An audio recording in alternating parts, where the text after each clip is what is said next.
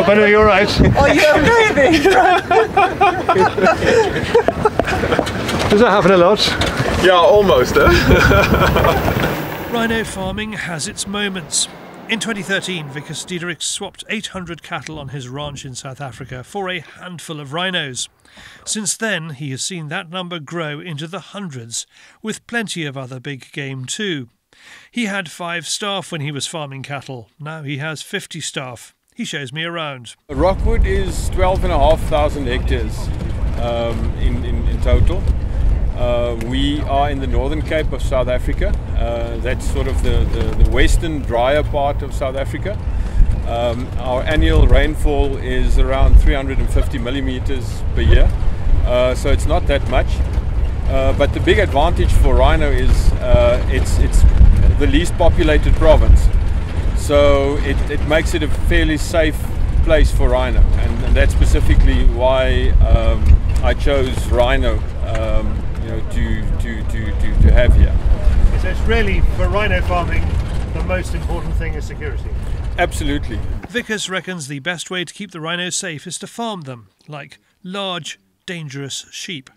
Most of the ranch is wild savanna. At its heart is a series of secure enclosures. You know, we had to take down all the old cattle fences, put up the high fences, to contain the animals and keep them inside the system. And then obviously, to do your the management of the farm, to keep it as natural as possible, without interfering too much, but managing your grass, managing your feed, etc. We've got 26 different species here, species of wild game. That's not including the small predators and cats, and that's what we call huntable or huntable species. And it's got a lot to do with what we see where we're standing here. Is basically bringing the rhinos to a safe place overnight, and then releasing them in the morning. So nighttime, late afternoon, that's the high risk time for poachers. And so then we can have thermal cameras and all sorts of high-tech equipment to watch over them. And during the day, when they go out, I've got rangers on horseback to patrol, armed rangers. So they the protection is just so much better than what there is in the parks. At dawn, Vicus's rhino manager Anton calls the rhinos out of the central enclosure and into the main part of the ranch. We move behind metal gates to allow the rhinos to walk past without damaging us. It's also an opportunity for us to check the animals for their own damage. The rangers can get very close to the rhino, at least twice or even more times a day. So if there's any injury, or if there's a rhino that's sick or anything, they can immediately identify it. So their function is not only security, it's animal health as well, and because they know their rhino so well, they can tell you there's a problem with the rhino that I won't be able to identify. They are amazing animals, huge, lumbering, highly inquisitive about my 360-degree camera, which they immediately identify as a foreign object. And if you want to feel yourself surrounded by rhinos, you can watch that 360 film on YouTube. Heavy breathing, that's one of the ways they communicate. So they call each other, they warn each other, with that. You can also imagine now to rotate them, from this pen to that pen is as simple as opening a different gate in the morning, and if there's a sick rhino that we have to dart, we don't have to bring in a chopper and put the animal under unnecessary stress. We just keep it in here, and the vet comes, we dart it here, we give it whatever medication or treat the wound or whatever, and we just keep it here normally for a day or a week or whatever is necessary, and then we open it up. So there's a lot of advantages in the system. And so how often do you have the vet out? Once every couple of months, maybe. Yeah. Amazing. Wow. Yeah. No, we don't have a lot of sick rhino. The biggest veterinary problem the rhinos face stems from poaching. There's always 2 or more of them together.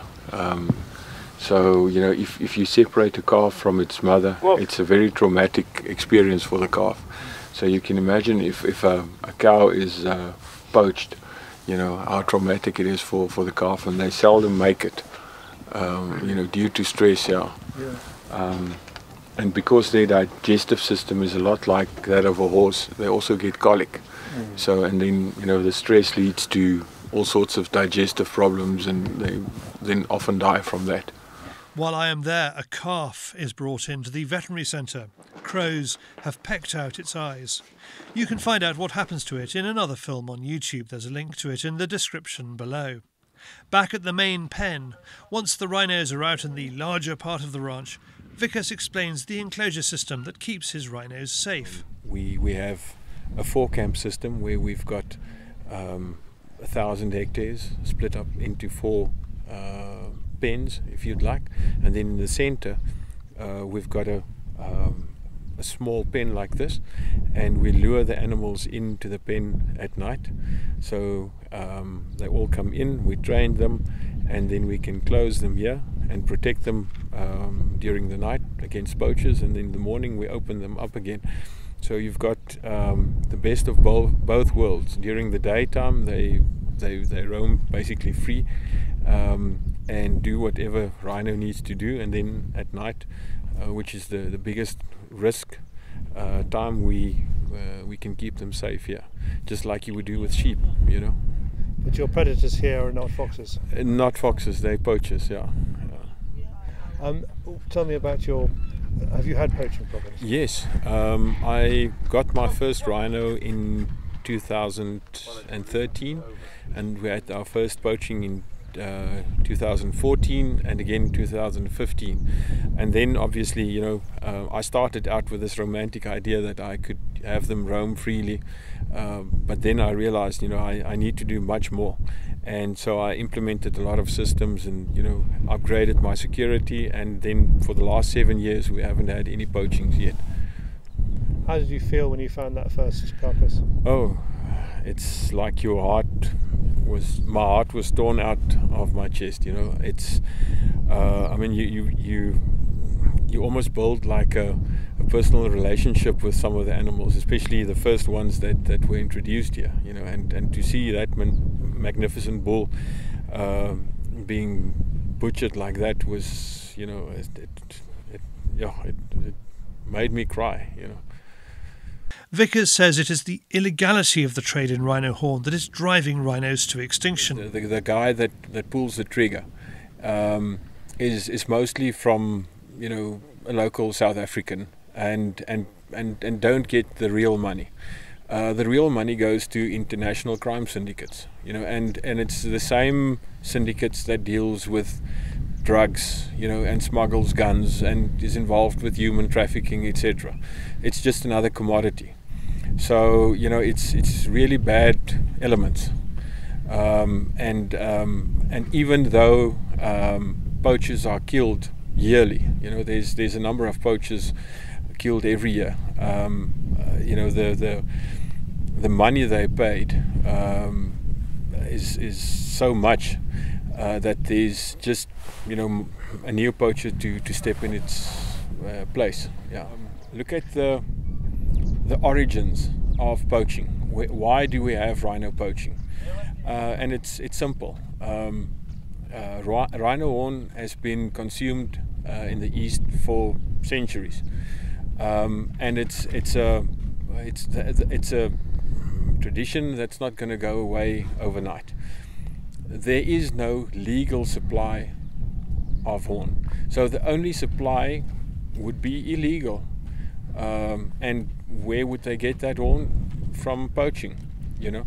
So if there is a legal conduit or route for people in the East to access horn, I believe that will undermine poaching. and would put a stop to it. And that's why Vicus and other rhino owners are pushing for the re-establishment of the trade in rhino horns. Cutting off the horns doesn't harm the rhino, and it will fund rhino conservation.